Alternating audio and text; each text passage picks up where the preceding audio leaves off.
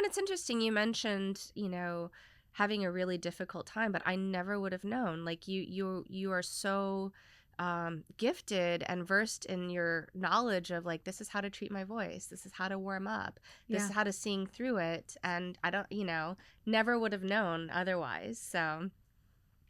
Well, thank you.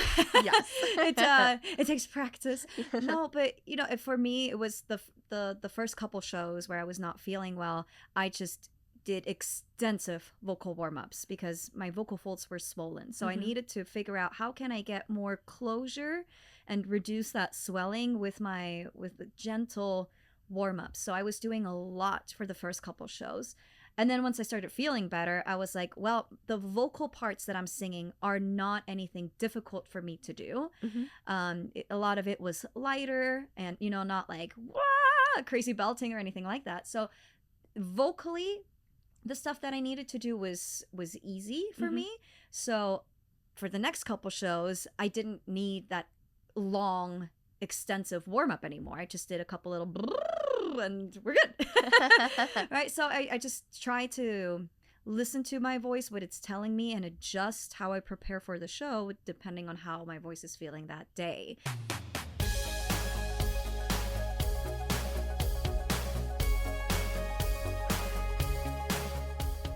Hey Voxstar, and welcome to From Singer to Artist. I'm Lara Chapman, award-winning singer and songwriter turned viral vocal coach and the host of this show.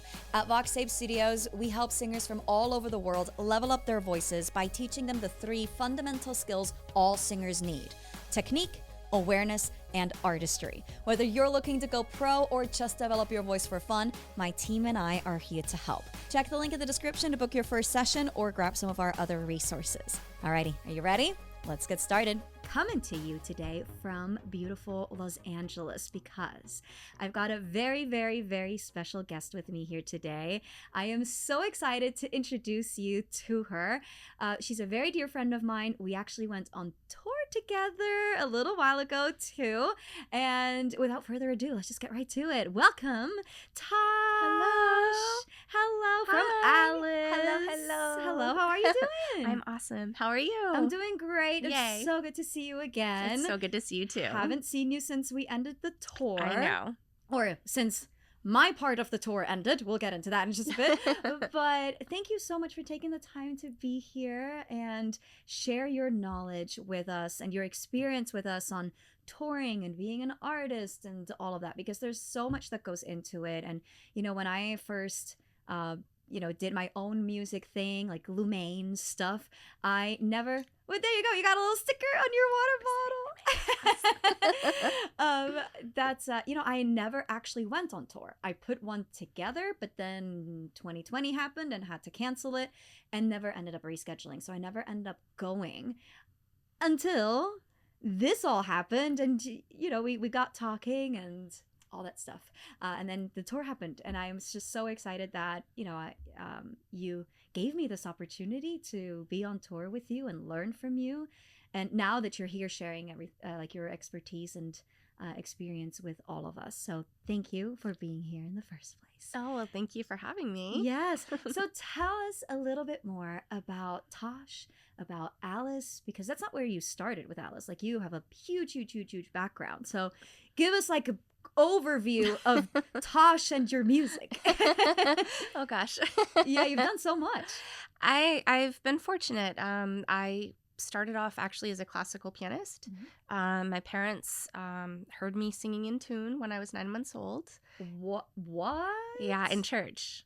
So I grew up in a church where they didn't have instruments, so you could hear things very clearly, and everything was a cappella. And they heard me singing along as a baby. And then they decided, well, we should get her music lessons. Yeah. And so it was piano. So that's where I started at age 2. Wow. So classical was like my background, and I absolutely love it still. I still play and sing classical music. But I actually felt really called to create my own original music Mm-hmm. from an early age as well. Like I was writing silly songs like about picking cherries and Yeah. little silly Oh, things. And yeah, it brought me a lot of joy, and it brought a lot of joy to the people around me. Like I really loved, if somebody wanted, some kind of music in their life, it was really fun for me to collaborate with people. I love And it. so I'd play with my friends and play with my family. We'd gather on the piano and sing songs. Yeah. Yeah, and then I ended up in LA. And my first rock band was here. Okay, so you went from classical to like rock. Well, actually, one of my first, I guess, professional Yeah. things I did was working as a songwriter and keyboardist for a country blues artist in Memphis. Okay. And it kind of dipped my toe into like a world outside of classical. Mm-hmm. And so that kind of introduced me to like, wow, I could actually maybe do this. Mm-hmm. Like, this is the thing I could do. Yeah. It didn't occur to me because it had been with me my whole life. I Yeah. think we can Yeah. take things for granted. Yeah, absolutely. And so like, I always thought, because this is the people I was around, that like to make a living, it should be something academic, you Mm. know? And Mm-hmm. so I was like, okay, I'm gonna go to school Yeah. and follow the whole track all the way, maybe be a doctor, something along those lines, because I did well in school. And so it didn't even occur to me like, oh, maybe I could just do music. Yeah. Yeah. So anyway, I had that experience, and then I was, very inspired to move to a city where I could find other like-minded people who were as driven as I was. Mm-hmm. And so I moved to LA, and I found some incredible people that I got to create with. And that's where I met my bandmates in Alice. Hmm. Wow. LA is where it's happening. Well, it's happening all over, honestly. I mean, getting to meet you, and you live in Indianapolis. I know, like we're miles and miles and miles away from each other, yet we still made it happen. So we actually met in Hawaii, Hmm. out of all places. Yes. Thank you, Modern Musician. You worked with Modern Musician. I worked with Modern Musician, just in different capacities. Hmm. And they had this event out in in Hawaii, and we both went there, and that's how we met. And I vividly remember the first night, which was like pre everything that like all the sessions that we had, like before everything really started. It was just kind of like the mixer before everything started, and I saw you and Scott, one of your bandmates, there, and I was like, oh, scary looking people. I'm a little shy. Oh. So we didn't even talk that first night at all, and it wasn't a huge group by any means. I was just intimidated by you. I was like, oh, we can talk later.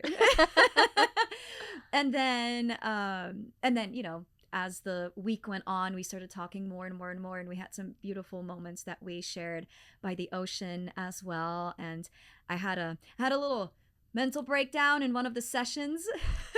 Was crying my eyes out, and you were the only person who came up to me that evening. So like everyone asked me like right after, are you okay? And super supportive, super nice, but you were the only one who came to me hours later and asked like, are you okay? Is there anything I can help you with? Anything like that. And so I really appreciated that. And we sat by the ocean and did a little meditation, which I'm not used to.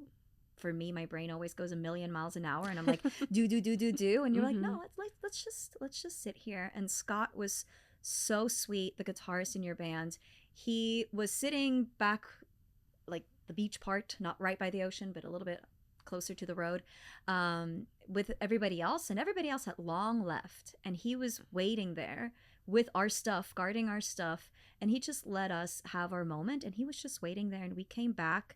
I don't know how long it took us, but minutes, I don't know, 30 minutes maybe later, he was just sitting there and was like, how are you? And I was like, oh my God, I am so sorry. Like, you waited here. Like, I'm so sorry. And he's like, no problem. Like, it did not, I don't know. That was just such a special thing for me that both of you were just so caring and like, no, like, this is not a big deal. Like, you two have your moment. I'm waiting here for you.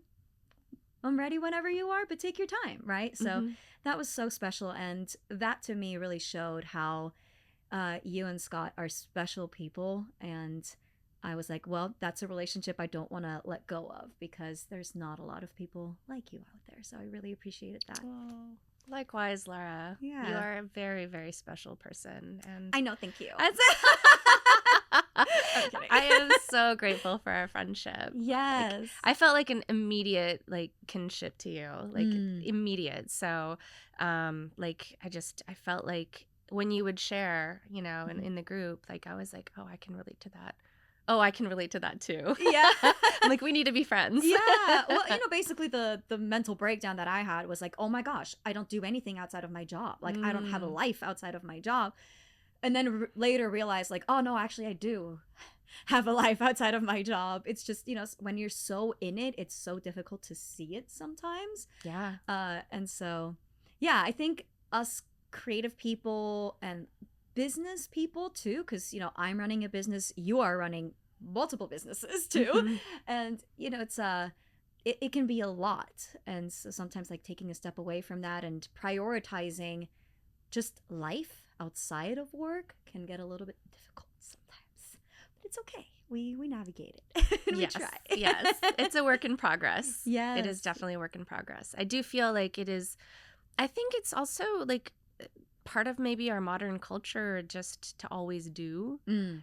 to Hmm. fill those spaces. Like if you think about it, when you're waiting in line for something or, whatever the case, like how many of us are guilty of pulling out our phones and being like, I need to do something, Oh yeah. right? I need to Yeah. consume something or feel like I'm being productive. But it's sometimes hard just to be like, no, actually, I'm just going to sit here Yeah. and do nothing. Yeah. I mean, most people even pull out their phones when they go to the bathroom. Hmm. And that's couple seconds, couple minutes maybe, right? And nope, got insane, right? Yeah. So, yeah, just sitting here enjoying the ocean too. It was so nice. It was so good. I learned Yeah. a lot from you just in that moment to just be okay with just being Yeah. and not doing. Still got some ways to go there. Oh, But I'm working on it. don't we all? Yes.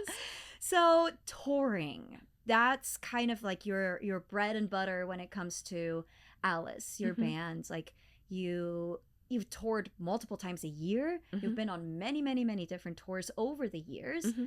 and you do it all yourself, which is crazy, right? Like I mean it's very impressive. And there's a lot of bands out there when they go on tour, they have other people like maybe booking agents or managers or even labels, just other people that are helping. You manage it all. And I find that incredibly impressive. So like I mentioned earlier, I put together a tour that I had to cancel, but that was like a little tiny mini thing, and it was with So Far. Are you familiar with So Far? Mm-mm. So they're basically like this company that they don't even have different locations. So they have like you can as a music lover, you can apply as like a host where you are then the host of the concert, and and you as an artist can apply to be an artist for them, and then they pair the artists with the hosts. So they don't have any locations or anything like that, but it creates really intimate, cute little concerts. And per night it's maybe 2 or 3 artists, and depending on the venue it's maybe like 30 people in the audience. Like it's super small, super intimate. And once you're in the system as an artist, you can then go on tour with them as well. So I played a show in Indianapolis, in my city, and then decided to go on tour with So Far. But then that never actually ended up happening because everything had to get canceled. But that, you cannot compare something like that to what you're doing. Like you're going to actual venues with actual audiences and all that stuff. So it's like, it's super impressive. So how did you get started with that? How were you like, okay, we're going to go on tour? And then how do you go about booking these tours? So far sounds very cool, by the way. It's It very sounds cool. very Yeah, cool. it's awesome for smaller artists who are just getting started. And there's Yeah. even some bigger artists too who use them to go to different cities and even different countries. Like they're not just in the US, they're all over the world, which Yeah. is super cool. Yeah, that sounds like a great program. Yeah. Yeah. Well, for us, my band before Alice was Mankind is Obsolete. Mhm. And the drummer, who was one of the founding members, came from the Midwest punk and metal scene. Okay. And it never would have occurred to me because, I was completely new to the world of rock music. Yeah. And but he was all about the DIY ethos. So he was the one that did all the booking for MKIO. Mm-hmm. And so when Alice started, it was just sort of like a natural progression. John is the drummer of that band, and he's not in Alice. But I was like, well, we need to get out there and tour. That's just what you do. That's just what you do. Yeah. And so, as an artist who is not on a label, and I think that's something, this is a tangent, but that sometimes like indie artists don't realize that there's so much that you can do on your own. And so like, when I first started out, I did small tours, like small regional tours. So like we're in Los Angeles, so it was really easy to book like a weekend in Phoenix or a weekend in Las Vegas, like dip our foot into like kind of like neighboring cities and regions that weren't too crazy. Yeah. And then we worked our way up. We're like, okay, well, we'll go out for a week and do like a Southwest tour. I'm usually very strategic in terms of like the regions. So I'll do like 1 or 2 regions at a time per tour, and I'll break it up. It works because we're a 6-piece band. And so in terms of schedule, it's like wrangling pandas, little errant pandas. It's what works best for the group. It's like, okay, so we can tour for this amount of time. And so we'll pick this region. So when we were first starting out and we were a baby band, it's like nobody's heard of us. So it was really important for us to, first of all, have like an album. So people could hear your music. Yeah. And also to have merch. Merch is so important because you need to be able to fill your gas tank. Yes. So you make the money with your merch, not necessarily with like ticket sales or not whatever the venue pays you there. Okay. So especially when you've been at it for a while, that definitely can improve. You can get guarantees or door/bar deals, and that can help finance things. But sometimes you don't get that at all. And so it's completely up to your community that comes out to support you to help pay for your gas and ramen. Yeah, and ramen, yes. And the rice and the lentils and the split pea soup.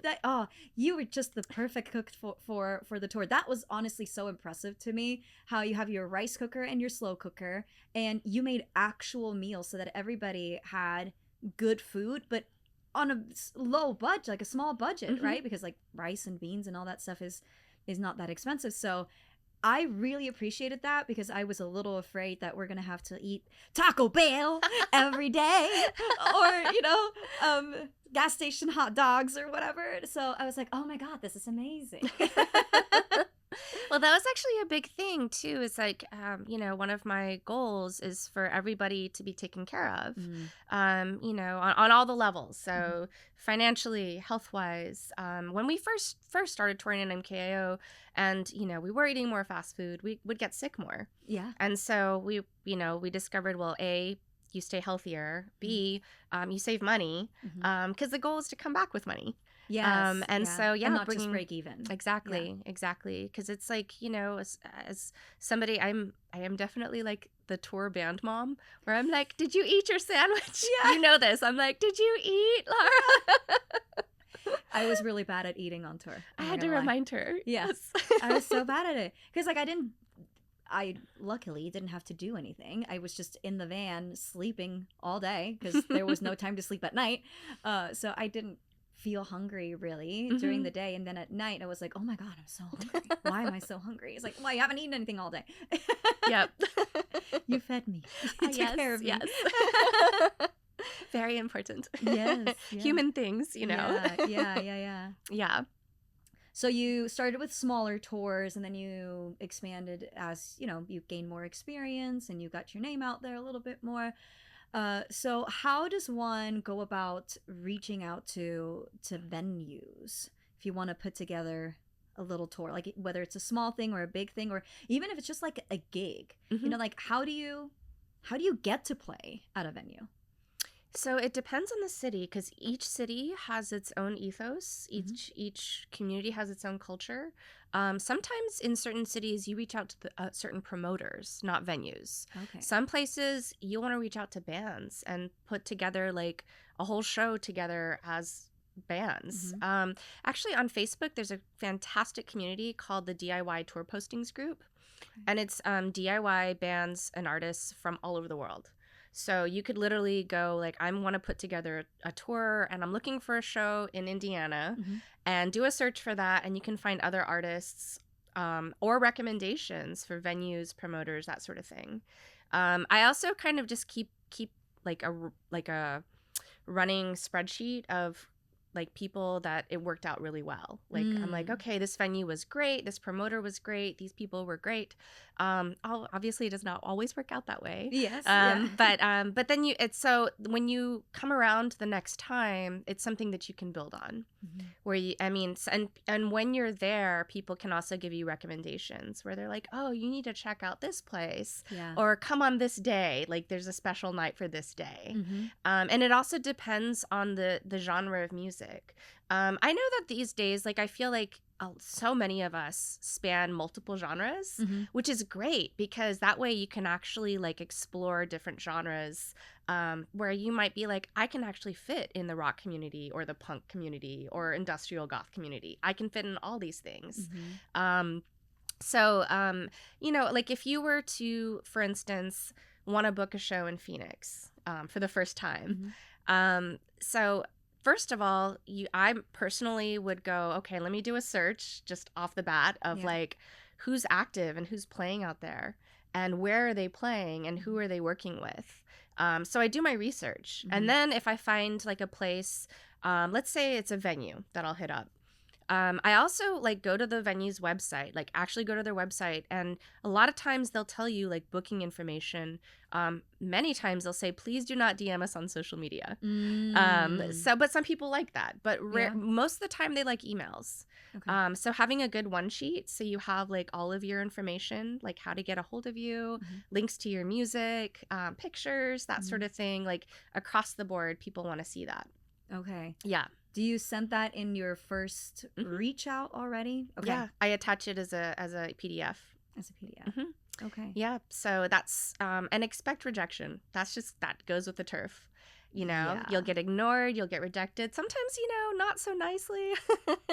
But it's like a numbers game. You just have to keep on. It's like just part of the thing. You know, you just go out there and just realize that you're not going to be everyone's cup of tea. And then you just keep doing it. And then you'll snag a fish. Yeah, you'll snag a fish. And you will have dinner. There you go. Yes. Perfect. Perfect. And that's probably also why you want to start out with smaller tours, because when you go on tour, like, I mean, when we were on tour, we played almost every single night. We had one night off during the 2 weeks that I was with you, and then you kept going for another 2 weeks. And so, you know, it's like you play every night. And it's like if you don't play one night, it's almost like, well, now we're not getting paid, right? We're not selling the merch or anything like that. So you want to play as much as possible when you're out on the road, otherwise it gets very expensive. Yeah. And so, you know, it's a lot of coordination that needs to happen with like, okay, well, we're going from place to place to place, but I also need to make sure that I can make it fit like scheduling wise. So you're playing a Monday night, you're playing a Tuesday night. And, you know, it's not like I'm only playing Thursday, Friday, Saturday, and the rest of the tour or like the rest of the week I'm off. That's going to get way too expensive. So that's really tricky. But if you have those connections already from like, you know, small, like earlier experiences that you've made, then it might get a little bit easier than to book bigger tours, I would assume, because you have some people that know people.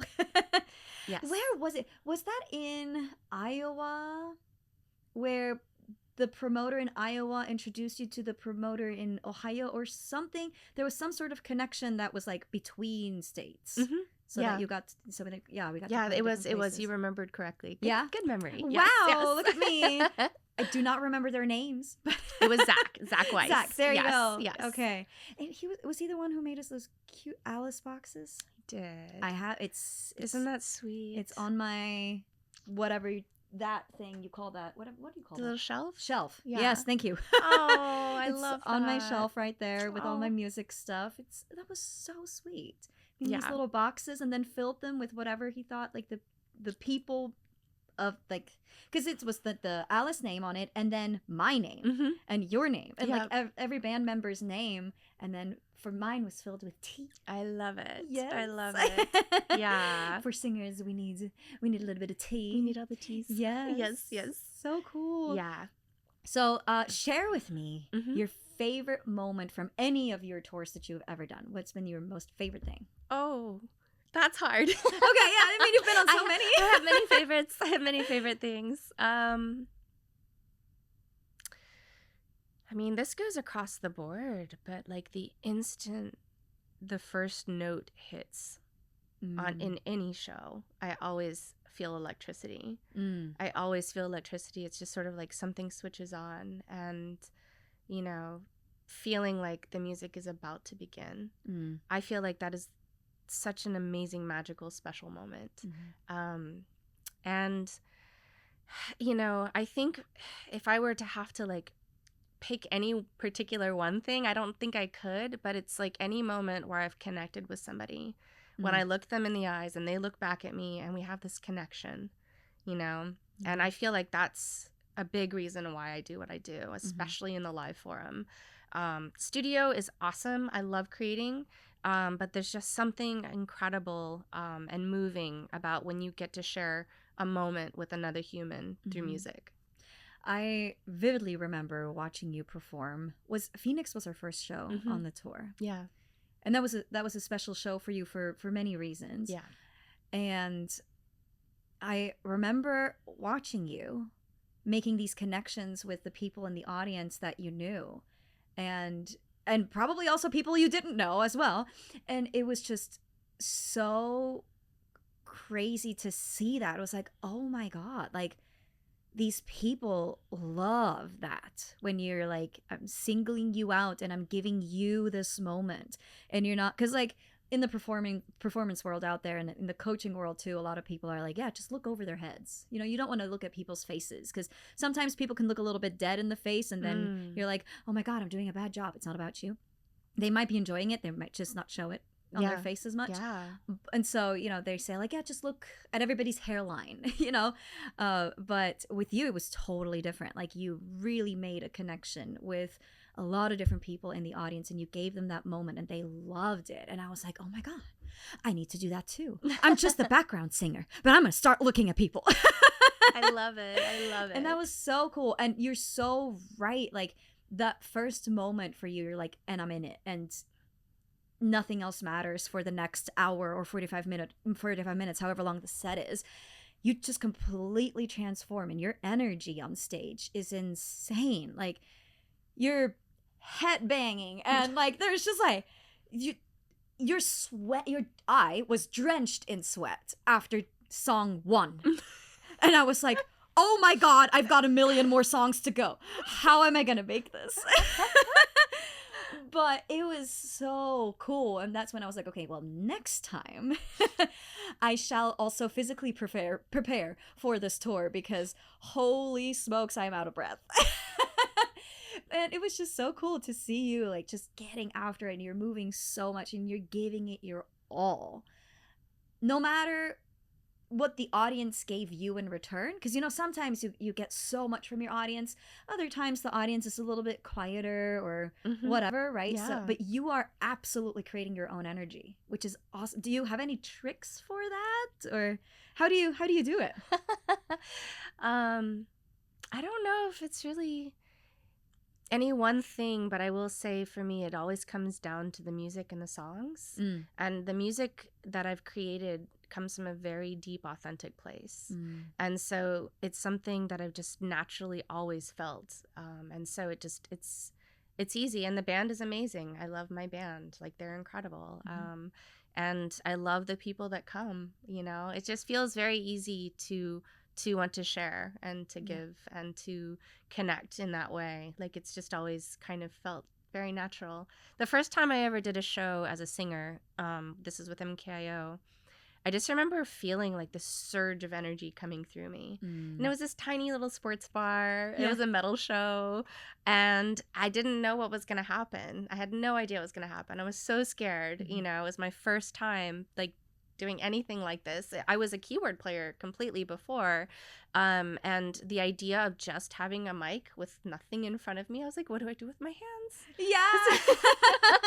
Yeah. But the music started, and just I felt like all I wanted to do was just let it pour through me. Mm. And so, yeah, I think it just comes down to, like, for me at least, like making the music that feels real. Mhm. And it feels like a real deep, authentic expression, Mm. you know? Yeah, I love that. I love Yeah. that. And I think, as singers especially, sometimes it can be a little bit like, look at me and tell me how good I am, for a lot of singers, not for Mhm. you. But for a lot of singers out there, it's like, well, tell me how good I am. And we like that attention and that energy, but you have to be able to create that for yourself, and like believe in yourself and create your energy yourself and deliver an amazing performance no matter what's happening in the audience. Obviously, if the audience energy is amazing, then it gives you a little bit of an extra boost. Oh, yes. Iowa was my favorite show. That was so fun. So that was, there was just so much energy coming from the audience and the belly dancers and all that. Like, it was so cool. But again, you have to be able to give it your all and create a really good energy, even if you don't get that much from your audience. Also, that was the first show I was actually fully healthy again. The first 3 shows, remember how I was coughing and coughing and coughing, and I never get sick. I literally told you, I never get sick. I haven't been sick up until that tour for 3 years before that. Yep. I never get sick. And before we start the tour, there I am coughing my lungs out. It was terrible.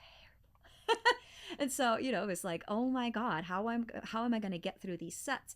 Luckily, I was there as a supporting role. I was there as your background singer, not the lead singer, which saved my bacon. I would not have made it as the lead singer because I could barely speak through the day sometimes. And it was like, oh my God, there's just a lot of hoarseness. But so Iowa was the first day where I'm like, okay, I'm feeling good again. And that probably helped with the energy there too. You gave me a Tylenol on our first show because I think I started to develop a fever in the green room backstage.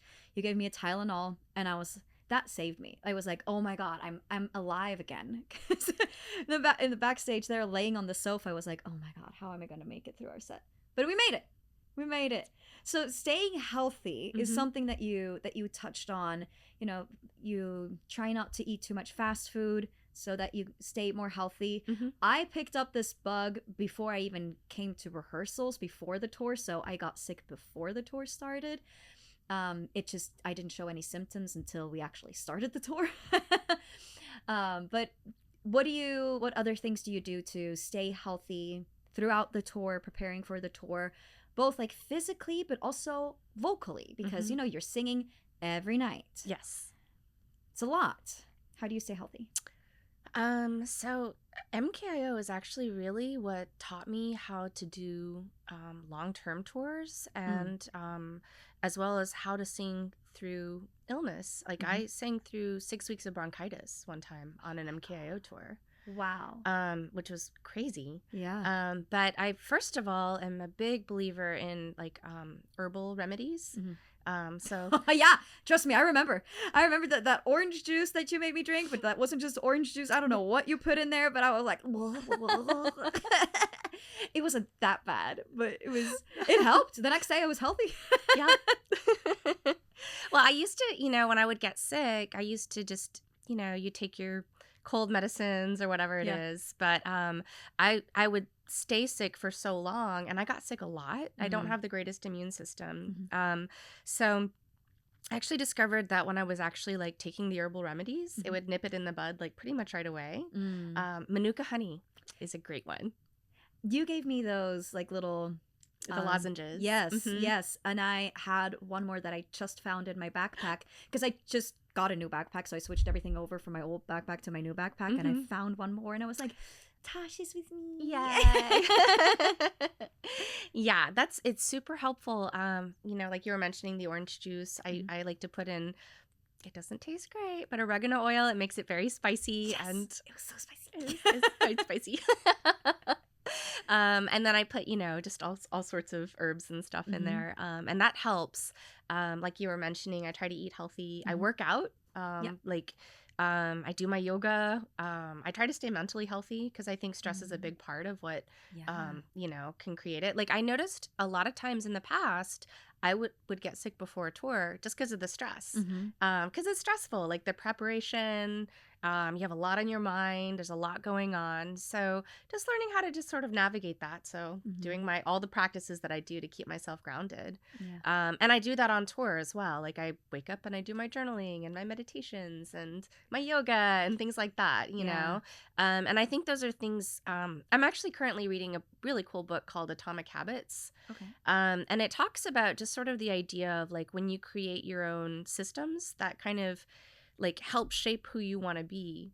Those are things that kind of give you, I guess, input in terms of like, how is it that I want to be a healthy person? I see myself as a healthy person. And I was tired of getting sick all the time before. Yeah.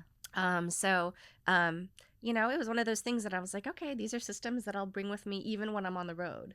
Even if I've had like an hour or two of sleep, I know I just need to wake up half an hour early and do these things, and I will feel so much better the rest of the day. Yeah. And I'll be able to sing. Humidifier.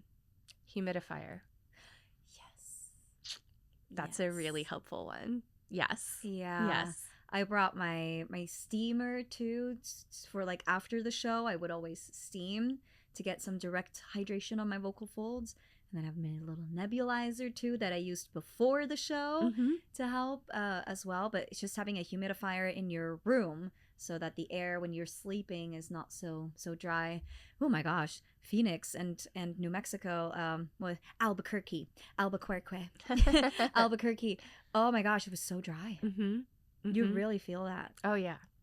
There's certain regions that it's super dry. So, and it's interesting. You mentioned, having a really difficult time, but I never would have known. Like you are so gifted and versed in your knowledge of like, this is how to treat my voice. This is how to warm up. This is how to sing through it. And I don't, never would have known otherwise. So. Well, thank you. Yes. It takes practice. No, but for me, it was the first couple shows where I was not feeling well. I just did extensive vocal warm-ups because my vocal folds were swollen. So I needed to figure out how can I get more closure and reduce that swelling with the gentle warm-ups. So I was doing a lot for the first couple shows. And then once I started feeling better, I was like, well, the vocal parts that I'm singing are not anything difficult for me to do. A lot of it was lighter and, not like wah, crazy belting or anything like that. So vocally, the stuff that I needed to do was easy for me.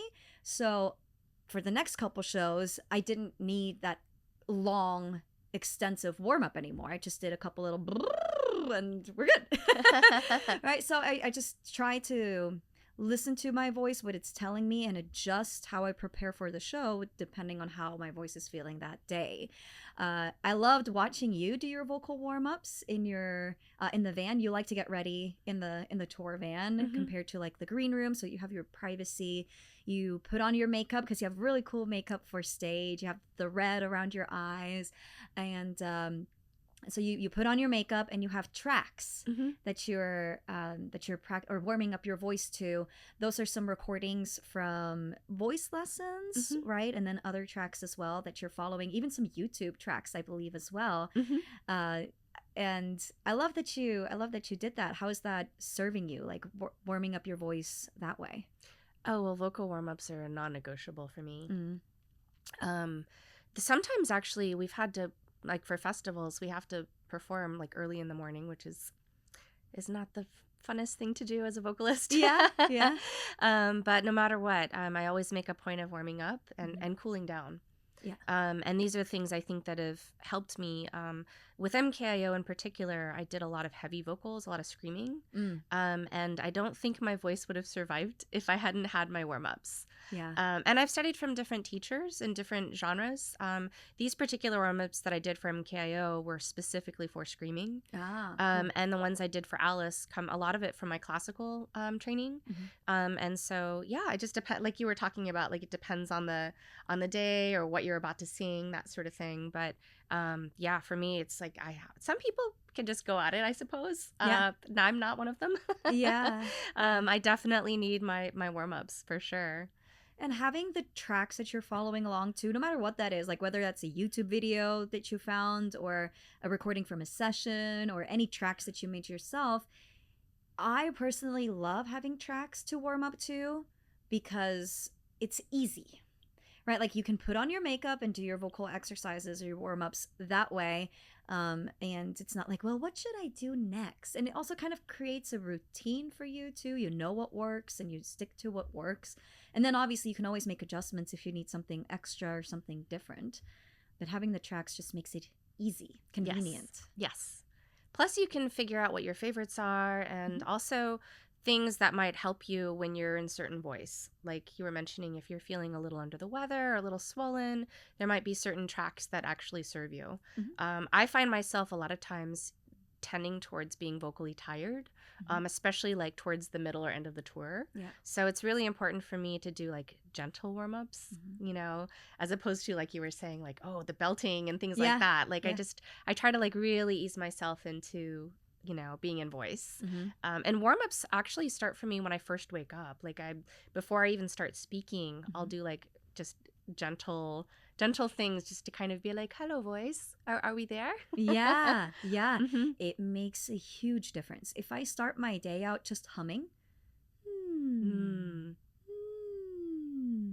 something light and up here, like head dominant, mixy a little, but mostly head voice, right? Just it helps me go from down here to more of like, okay, my voice is feeling a little lighter and a little bit easier to use.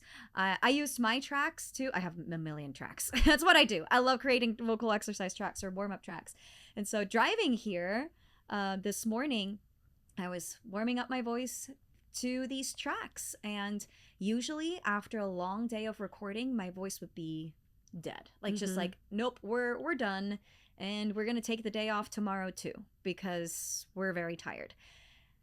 But with this, like I had a full recording day yesterday, 9 hours or 8 hours, 8 hours yesterday, 9 hours today. My voice feels perfectly fine because I warmed up before I started using my voice, even if it's just for speaking. It makes a big difference. Absolutely. Because then you use your speaking voice differently. And then when you do your vocal warm-ups for singing, you're already more warm. You're not starting from zero, right? Absolutely. And I know that speaking puts so much pressure on your vocal cords. Yeah. So yeah, very important. Absolutely. Do you ever pay like conscious, like, how do I put this? Like, do you think about your speaking at all when you are on tour? Like, do you try and stay away from the merch table because you don't want to shout over other bands playing, or like how do you manage that of like, okay, well, I need to make sure that my voice stays healthy, but I also want to connect with the promoters, or the people in the venue in general, and the fans. Like how do you balance that? Is that something you actively think about? Yeah. Oh yeah, absolutely. Well, a tour is a marathon. It's a marathon. Yes, it is. Yeah. So you can't just let it all rip on the first day because you won't have a voice for the rest of the tour. And like you were saying, we have a pretty brutal schedule, so it's a lot of back-to-back shows. And so yeah, you have to be able to sing the next day. So, and I kind of put it in the perspective because I absolutely love connecting with people. I love getting to reacquaint myself with people that I haven't seen in a while, or meet new people. Like that's one of my favorite parts. But I just have to remind myself that, first of all, I want to be able to sing the next day. And second of all, I want to be able to give them the best version of me when I'm actually on stage performing. So with that being said, I try to minimize how much I talk before a show. So that's usually the time where I'm like kind of getting in the zone, warming up, getting my makeup on, all the things. And it's after the show that I'm like, okay, now we can interact. Yeah. A lot of times, especially in venues like where there's a DJ or if there might be another band afterwards and the music is loud, I still try to be very conscious of not pushing my voice too much when I'm interacting with people. And if it's really, really loud, I'll be like, let's just step outside. Yeah. You know, Yeah. because that's another thing is like when it gets really, really loud, you just start raising your voice. And so I've made the mistake sometimes of forgetting that, and I get excited to see people and I talk a lot and then I crack a lot on stage. And it's a reminder to me. I'm like, this is what happens when I don't take care of myself beforehand. Yeah, yeah.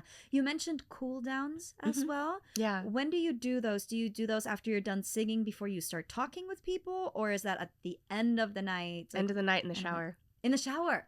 With the steam. Yes. With the steam. Yes. Okay. What do you do for your cool down? Light humming, zzz, that sort of thing. Yeah. I'll do some oohs just to kind of like swoop it around, you know. And if I'm feeling taxed, like there's some shows where I get really excited and I don't realize I'm pushing as much as I am. We have in-ears, which you got to experience. Yes, that's so that cool. definitely helps. But sometimes, you know, if a show is really rocking, you'll end up pushing without even realizing it. So things might be a little tight. So I'm just very gentle, and it's just sort of a gentle, like, we're putting our voice to bed now. Yes. Yeah. Okay, very cool. Can we maybe look at a little clip from your past tour? Yes. Yeah? Okay, let's do it.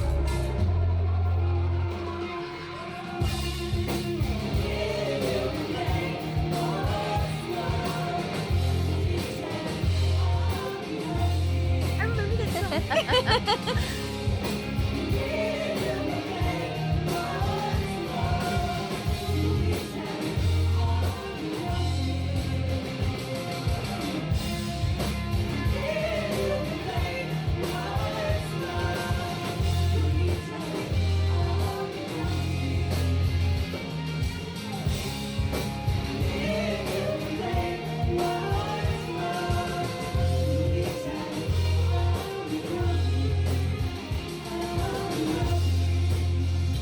Yeah.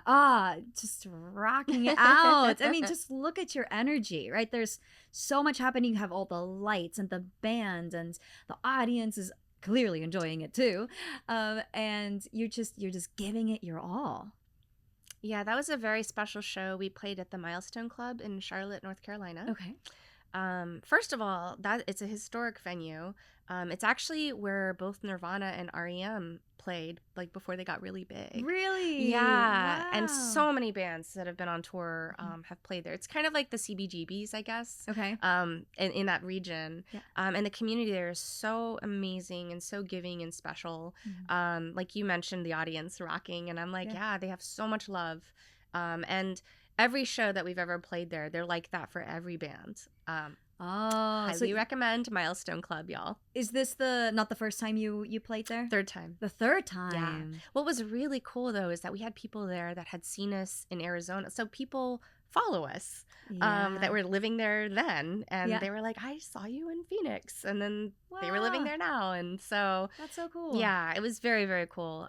But yeah, that it's you know, to me, like a live music show is really about the community. And so yeah, that particular show and was just amazing to see like all the people come together. Some people had seen us at Dark Force Fest, a festival that we played in New Jersey. And then they came to this show. And so yeah, I thought that was really amazing. The lights you mentioned were programmed by our drummer Steve. Yes, Steve. We love our Steve. He's amazing. Yeah. We played in Indianapolis, where I live, and my husband's family all live there too. And so they came out to our show in Indy, and everyone, like after I talked to my family members who were able to come out, they were like, "Oh my God, it's like a real show. Like you're not just there making like just playing and singing and bye. Like no, like it's a show." And I was like, yes, it is, and it's so cool. Like the lights and again the energy and everything. It really comes together, and you're putting on a show. You're not just rehearsing the songs, make sure you sound good, and then you go and play. Like no, there's so much more that goes into it, and it really stands out, which is probably why you get invited back to venues, right? Because first of all, the show is good, and second of all, you're good people. Thank you. Thank you. It makes a big difference, because if you're Huge an difference. asshole, you're not gonna be able to go back to that venue because they're gonna remember that you were an ass. Yes. Right? Yes. The music community is actually pretty small. Like you Mm. think. I mean, it's funny because in LA, I thought, in this huge, huge city, I was like, oh, it's huge. It's small. It's small. You'll run into people again and again and Mhm. again. So the And the everybody's moral, connected. Right? everyone's connected and people talk. So the Yes. moral of the story is be nice. Yeah. It's not hard. Yeah. Just be nice. Yeah. Yeah. And I mean, not to be nice just for being nice sake. I mean, I feel like it's easy to want to, help Yeah. other people and want to see people win. I feel like that's just sort of like I at least I hope like intuitive human nature. Like we all Yeah. have good hearts, Yeah. and so yeah, I think that's a big part of it is that another thing is being easy to work with. Mhm. So I always like to be like really on top of the communication. Yeah. So like when venues or promoters or other bands message me, I always try to make sure to message back in a good amount of time. Yeah. And that's something they remember. It's something that people have reflected back to me is just being grateful for that. And to me, that's just easy. I'm like, sure, just message back in Yeah. good time. Yeah, absolutely. But it makes a difference. My inbox always has to be at 0 at the end of the day. Otherwise, I lose my shit. These last 2 days, that has not been the case. And I'm already like, I need to respond to these people. They need me. They need me. I can definitely relate to that. That getting back to people because, like you're trying to make plans here. And yeah. it's yeah. easier if we can just hash it out and then it's a plan and not like, just drag it out over days or weeks to make a plan happen, especially when you're trying to plan a tour. Oh, yeah. One thing I really appreciated, when we decided that I was going to come on for the first half of your tour, you created a tour book. And I was like, well, that's organized. And my little Swiss brain loved it. Yay. Just, there's so much thought and effort put into it, but it helps everybody then. Because, there's a lot of people involved in the band. And then helps everybody to just stay on track and not like, hey, Tosh, hey, Tosh, hey, Tosh, hey, Tosh, with a million questions. It's all right in the tour book. Just look at your tour book. It's all right there. Obviously, if there's extra questions, you're always very nice and always helpful and all that. But it just makes your life easier and everybody else's life easier as well. And then, of course, on the tour, things change and you have to start making adjustments. But that happens, right? Yeah. Well, so Scott, our guitar player, is also a software engineer, Mm-hmm. and he created an app called Tour Router. And so, as Laura was mentioning, we made tour books from all of the information. It helps me keep everything organized. Yeah. And then also you get text messages. So on your phone, every single day you'd get your day sheet where you're like, okay, I need to be up at this time. We need to be leaving at this time. This is when we sound check, like all the things. Yeah. This is where we're staying. Like there's a lot of details that go behind tour planning. And so if I were to just sort of wing it on my own without an organizational tool, it would personally be a nightmare. Yes. Yeah. Or I'd be like, I don't know where we're staying tonight. Yeah. I can't remember who I was talking to. So Well, especially if you then just go through like confirmation emails, Mhm. and they're like, okay, well, hold on, which one was like, come on, that's crazy. So having that tour router app was super cool. It would text me every day. Yes. This is what you're doing tomorrow. I'm like, thank you. Yeah, I always build my tours with Tour Router. And there are a lot of logistics, especially the longer tours that you start building. Like who are we playing with? Where are we playing? Where are we staying? There's so many things to figure out. When do you need to be there? When do you need to be? Yeah. Yes. So Tour Router, is that an app other bands can use too? Yes. Very cool. So if you're a touring band, go check out Tour Router. Yes. It helps you stay organized. Yes. Very cool. And talking about apps, you don't just have the Tour Router app, or Scott created the Tour Router app. You also have now an Alice app for your band. Can you tell us a little bit more about that? Yes.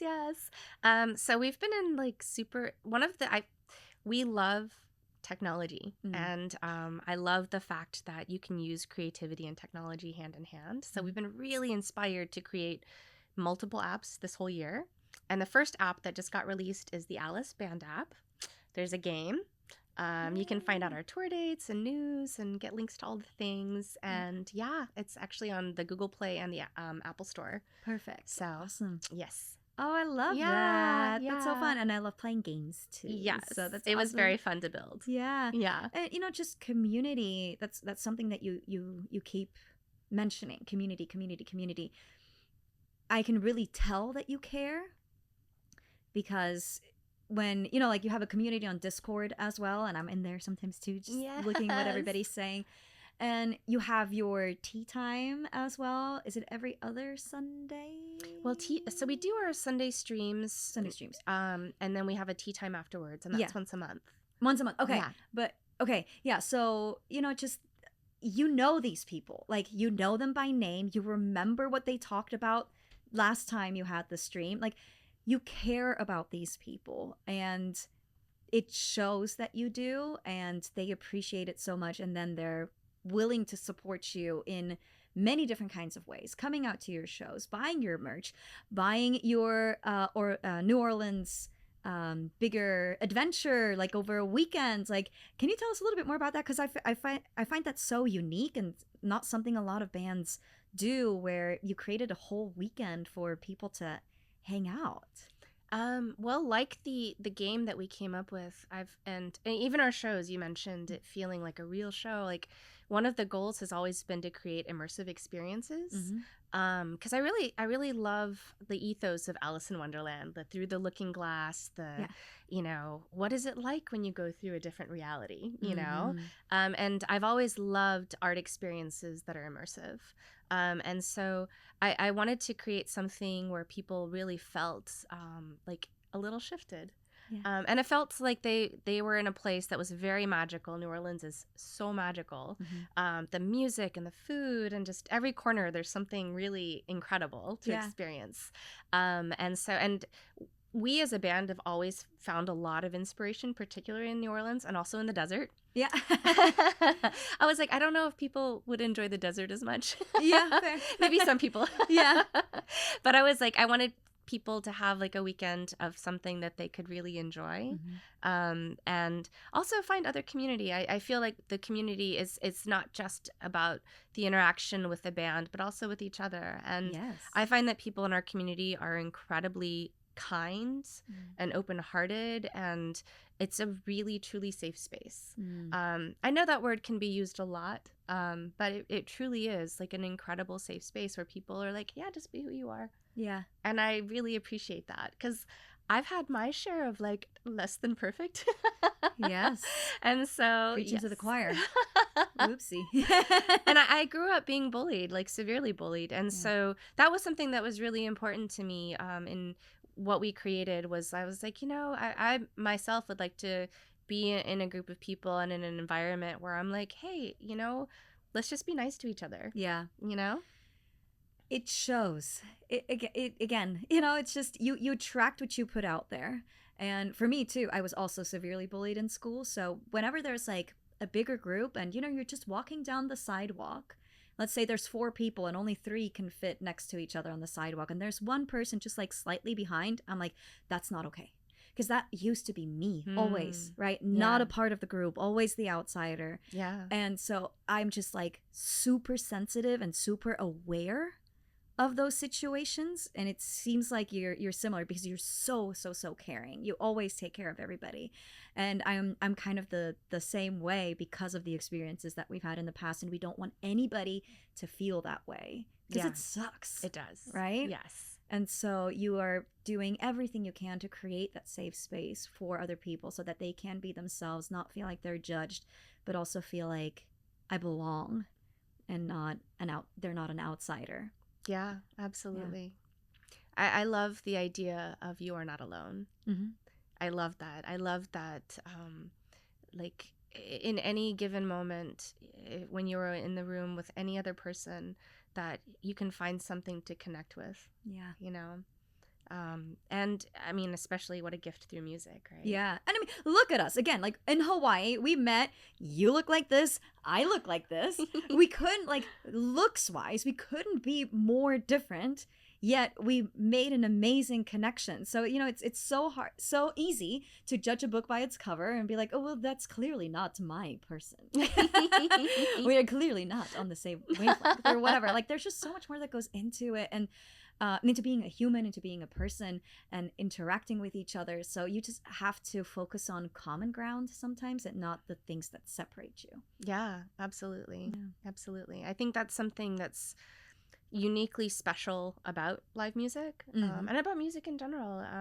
Even if you don't speak the same language, you can sing the same song Yeah. or hum the same melody. Yeah. Yeah. If you like it. Oh, of course. Yeah. Yeah. Yeah. But again, there, with your New Orleans experience Mhm. that you created, they're all connected through Alice, meaning they all at least like the same music. So Mhm. even if they come from completely different backgrounds and they're completely different people, they're all there because they love Alice and Yeah. you as people, right? Yeah. They want to spend time with you. Yeah. And I find that so cool that you're giving your fans the opportunity to spend time with you and create this experience. I think it's so cool. And I'm sure they all appreciated it and loved it.